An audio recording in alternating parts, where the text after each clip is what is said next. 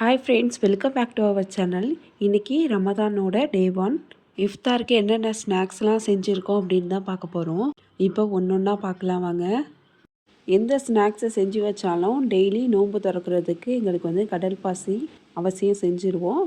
அதில் கலர் போடாமல் பூஸ்ட்டு போட்டு செஞ்சுருக்கோம். பெரிய சுண்டல் அவிச்சு வச்சுருக்கோம். அப்புறம் தண்ணி எடுத்து வச்சுருக்கோம். உளுந்து வடை, அதுக்கு சட்னி பண்ணியிருக்கோம், தேங்காய் சட்னி. இது வந்து பள்ளிவாசல் கஞ்சி. எப்போதும் நாங்கள் நோன்பு திறக்கும் போது பள்ளிவாசல் கஞ்சியை தான் நாங்கள் வந்து சாப்பிடுவோம்.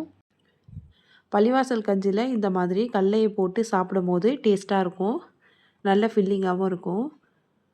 நோன்பு திறந்ததுக்கப்புறம் இந்த கஞ்சி சாப்பிட்டோம்னா நமக்கு நல்ல ஹெல்த்தியாகவும் இருக்கும். கஞ்சி இல்லாமல் நம்ம நோன்பு திறந்தோம்னா அது ஃபுல்ஃபில் ஆகாது. நோன்பு திறக்கும் போது ஃபஸ்ட்டு நியத்து சொல்லிவிட்டு பேரிச்சம்பழம் இருந்தால் பேரிச்சம்பழம் சாப்பிட்ணும், பேரிச்சம்பழம் இல்லைன்னா தண்ணியை தான் குடிக்கணும். அதுக்கப்புறமா இதில் ஒவ்வொன்றா சாப்பிட்லாம். முக்கியமாக நம்ம கடல் பாசி அவசியம் எடுத்துக்கணும். இப்போது ஃப்ரூட் ஜூஸ்லாம் எடுத்துக்கும் போது அதில் சப்ஜா சீடு இல்லைன்னா பாதாம் பிசினெல்லாம் ஆட் பண்ணி நாங்கள் வந்து குடிப்போம்.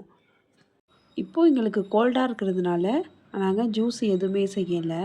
நோன்பு திறக்கும் போது நம்ம அதிகமாக ஆயில் ஐட்டத்தை சாப்பிட்றத விட்டுட்டு நிறைய ஃப்ரூட் சாப்பிட்டோம்னா அது நமக்கு ஹெல்த்துக்கு நல்லாயிருக்கும். தேங்க்ஸ் ஃபார் வாட்சிங்.